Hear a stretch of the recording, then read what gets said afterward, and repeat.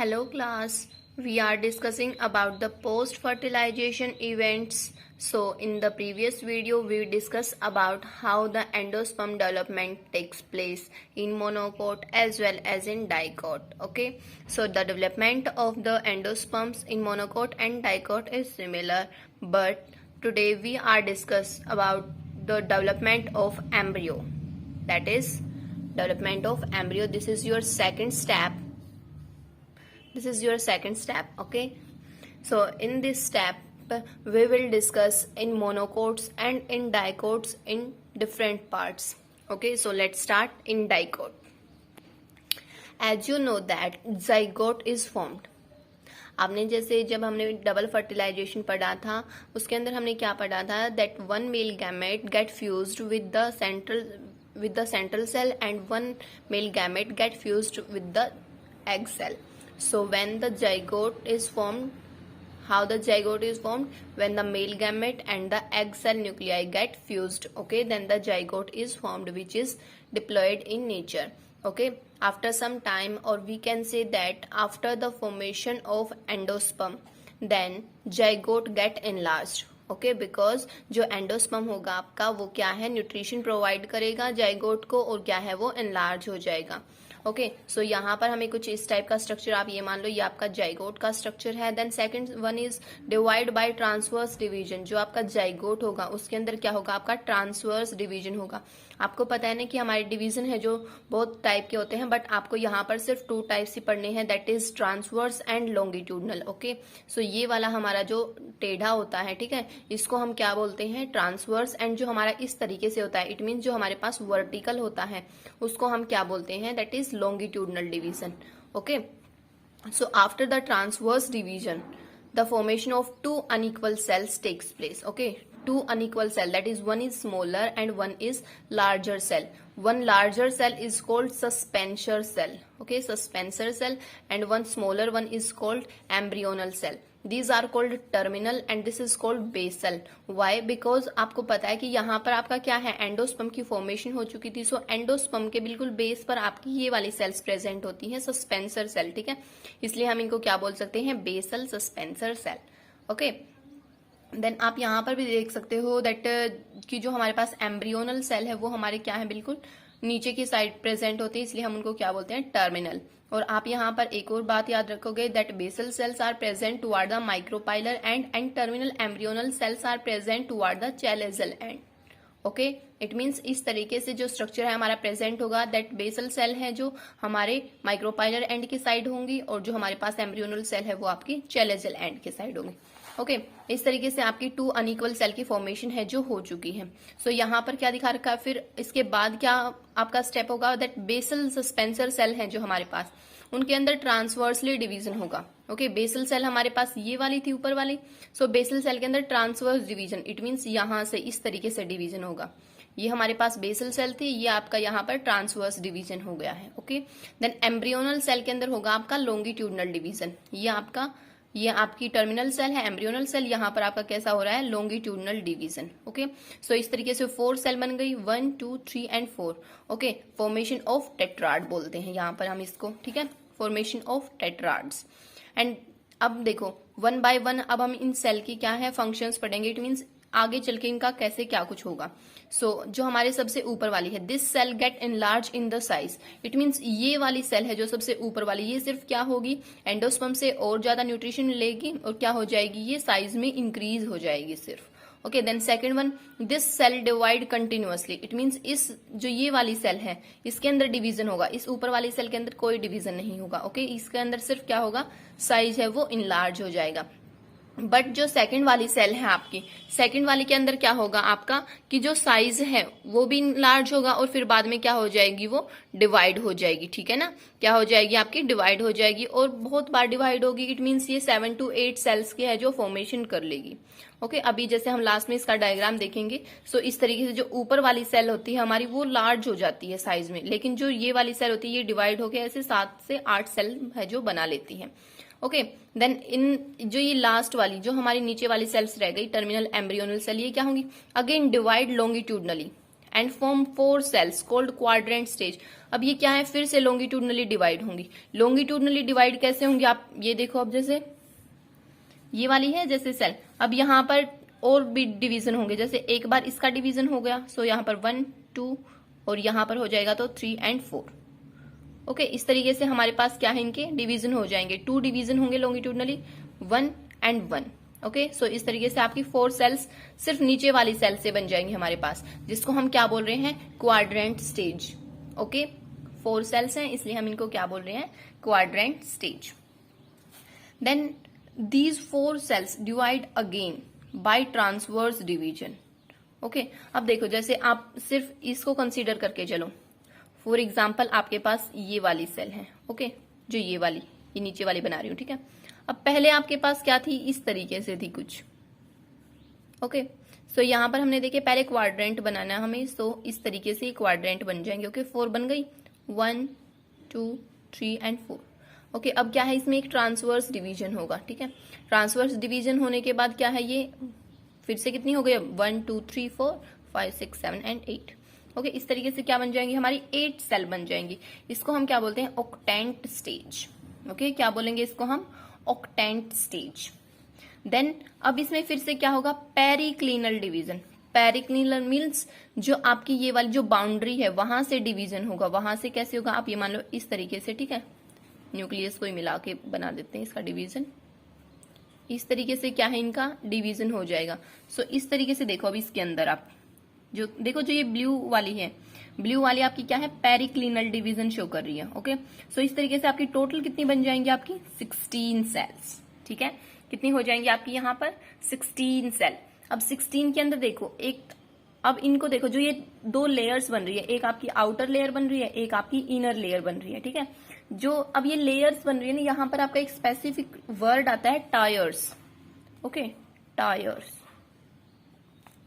एक आपका inner tyre होगा, एक आपका आउटर टायर होगा। ठीक है, 8 सेल का आउटर हो जाएगा और एक का इनर हो जाएगा। अब जो बाहर वाली सेल्स हैं, ये वाली जो आउटर है, ये किस चीज की फॉर्मेशन करेंगे, आपकी एपिडर्मिस की।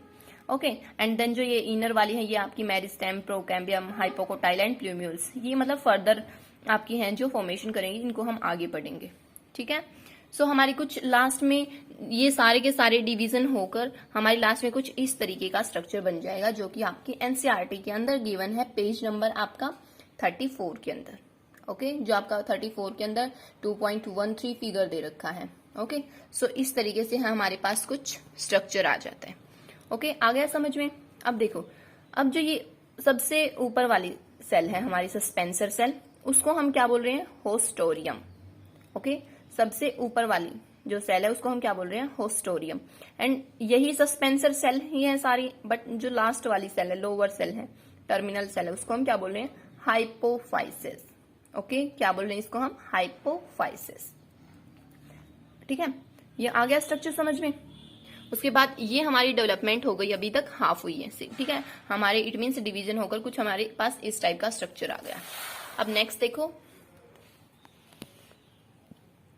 अब इसके अंदर देखो आपकी वही क्या बता रखा है, that upper suspensor cell is called haustorium and lower terminal cell is called hypophysis. Okay, अब आगे देखो, haustorium cell as it is रहेगी, सिर्फ क्या करेगी, अपने साइज में इनलार्ज करती रहेगी। बट जो हाइपोफाइसिस सेल है वो आपकी क्या हो जाएगी, divide in different plane. It means transverse division भी हो सकता है एंड लॉन्गिट्यूडनल डिवीजन भी हो सकता है। और लास्ट में किस चीज की फॉर्मेशन कर लेगी, 3 टायर्स। इट मीन्स जैसे आपकी ये वाला स्ट्रक्चर बना था ना, ये वाला स्ट्रक्चर बना था, इसी तरीके से देखो इसके अंदर 2 टायर्स हैं, एक आउटर एक इनर। अब एक और इनर और बन जाएगा।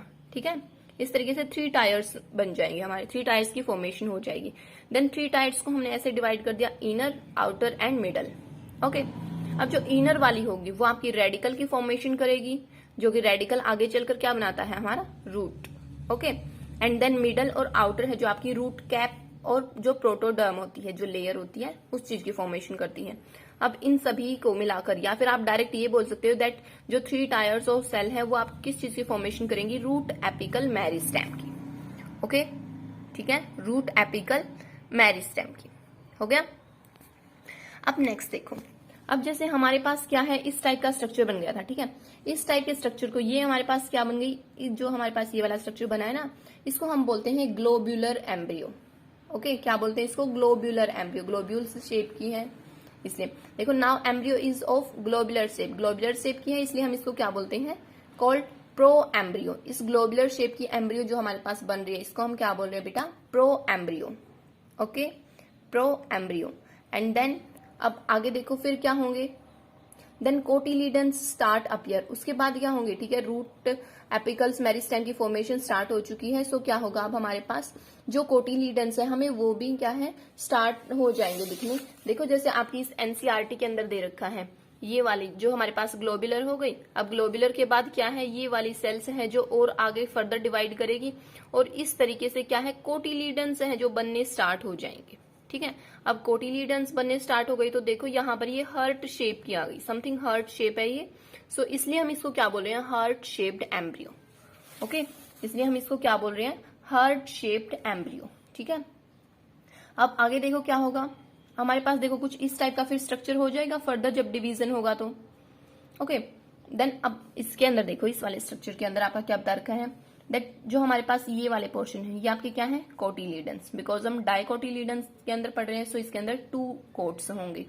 ओके, सो अब देखो, अब क्या होता है कि हमारे पास पोर्शंस होते हैं 2 के अंदर, मतलब हमारे पास यहाँ पर 2 पोर्शन के अंदर हमने इसको डिवाइड कर रखा है, हाइपोकोटाइल एंड एपिकोटाइल। ओके, अब आप याद रखना यहाँ से root cap. Okay, root cap या फिर रेडिकल, इसके साइड आपका जो भी पोर्शन होगा उसको हम क्या बोल रहे हैं बेटा, हाइपोकोटाइल। एंड सेकंड वन क्या बच गया हमारे पास, एपिकोटाइल, ठीक है। देखो यहाँ पर क्या लिख रखा है, अपर पोर्शन अबोव द कोटिलीडन्स। जो ये हमारे पास कोटिलीडन्स हैं, इनसे जो ऊपर वाला पार्ट है, ठीक है, इट मीन्स ये वाला पार्ट है, इसको हम क्या बोल रहे हैं, एपिकोटाइल। ओके, क्या बोल रहे हैं इनको हम, एपिकोटाइल। और ये एपिकोटाइल फर्दर चल के प्ल्यूम्यूल की फॉर्मेशन करेगा। ओके, किस चीज की फॉर्मेशन कर रहा है, प्ल्यूम्यूल की फॉर्मेशन। अब ये प्ल्यूम्यूल क्या है हमारा, फ्यूचर स्टेम। ओके, सो प्ल्यूम्यूल से हमारा क्या बन जाएगा, स्टेम टिप। ओके, ये हो गया हमारे पास अपर पोर्शन की बात, इट मीन्स ये वाला पोर्शन। जैसे आपकी जो एनसीईआरटी है ना, देखो एक तो आपका ये वाला डायग्राम दे रखा है एंड सेकंड आपका ये वाला डायग्राम है। सो इस डायग्राम के अंदर देखो, और जो ये वाला डायग्राम, ये दोनों क्या है, एक दूसरे के जस्ट अपोजिट कर रखे हैं। जैसे आपके ओव्यूल्स में था ना मेन, कि जैसे ओव्यूल है वो आपके अपोजिट करके दिखा रखा था, सो सेम वे से आपका यहाँ पर भी अपोजिट करके दिखा रखा है। ओके, सो इसमें कंफ्यूज मत होना आप। जो कोटिलीडन्स है, आप सिर्फ ये याद रखना कि जो हम जहां पर हम रेडिकल और रूट कैप दिखा रहे हैं उस साइड हमें हाइपोकोटाइल शो करना है। ओके, और इसको हम क्या बोल रहे हैं, हाइपोकोटाइल वाला हमारा कौन सा पोर्शन है, लोअर पोर्शन। हाइपो मीन्स नीचे होता है ना, तो ये क्या हो गया हमारे पास, lower portion. Lower portion below the cotyledons is called hypocotyl, उसको हम क्या बोल रहे हैं, हाइपोकोटाइल।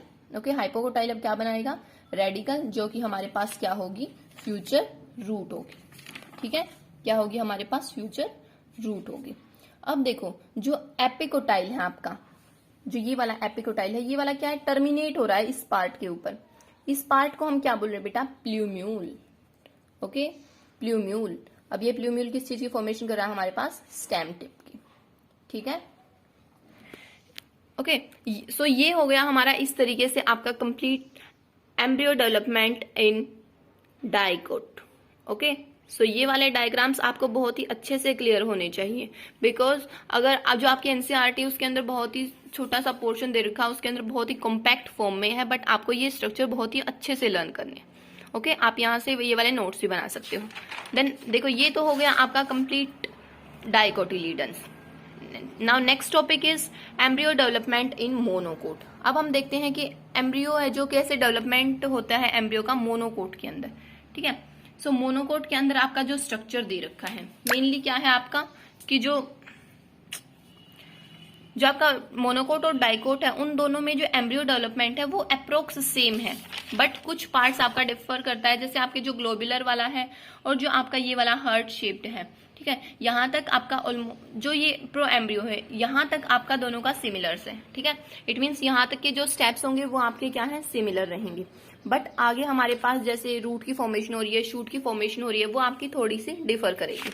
ओके, सो इसके अंदर देखो आप यहाँ पर अब एम्ब्रियो डेवलपमेंट इन मोनोकोट्स, इसके अंदर मेनली क्या है, पहले तो आपको क्या याद रखना है, इसके अंदर देखो जो आपके एनसीईआरटी के अंदर जो ये वाला डायग्राम दे रखा है, ये आपका मोनोकोट की एम्ब्रियो डेवलपमेंट है वो शो हो रही है, ठीक है। इसके अंदर देखो आप, जो मेनली हमें इसके अंदर क्या याद करना है कि कोटिलीडन्स को हम मोनोकोट के केस में क्या बोल रहे हैं, जो हमारे पास कोटिलीडन्स हैं उनको हम मोनोकोट के केस में क्या बोल रहे हैं बेटा, स्कूटीलम। ओके, क्या बोल रहे हैं इनको हम, स्कूटीलम, ये बात आपको याद रखनी है। और ये कोटिलीडन्स मोनोकोट है, it means single quote present होगा।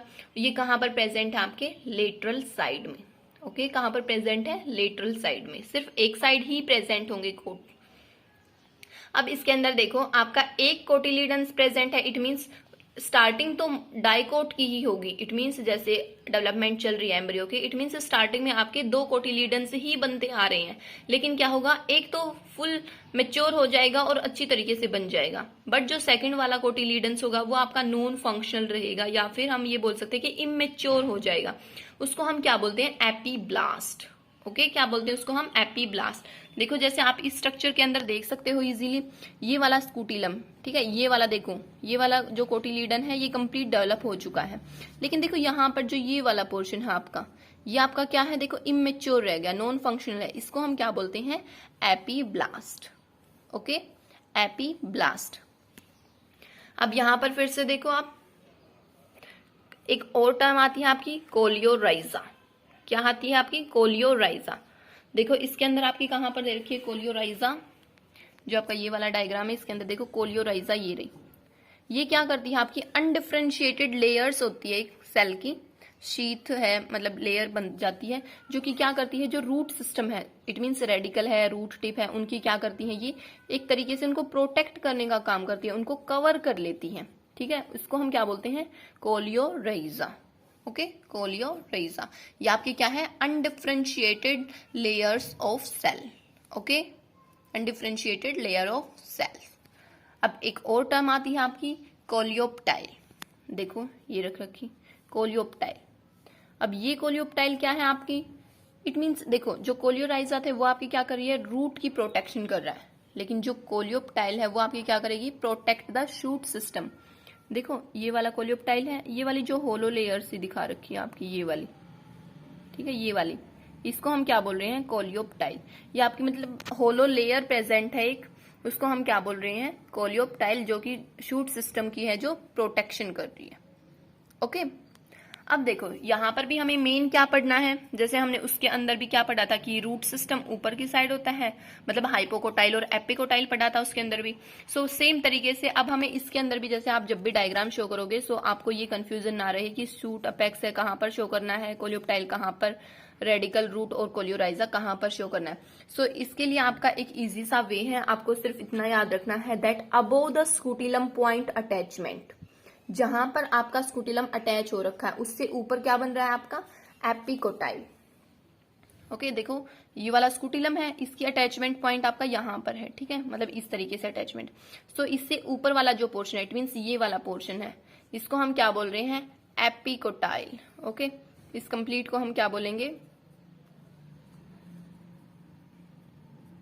एपिकोटाइल। ओके, इस वाले पोर्शन को जो हमारे पास ये वाला आ रहा है, एपिकोटाइल, स्कूटीलम के अटैचमेंट पॉइंट के ऊपर, और ऊपर वाला वर्ड आ गया, इट मींस एपिकोटाइल।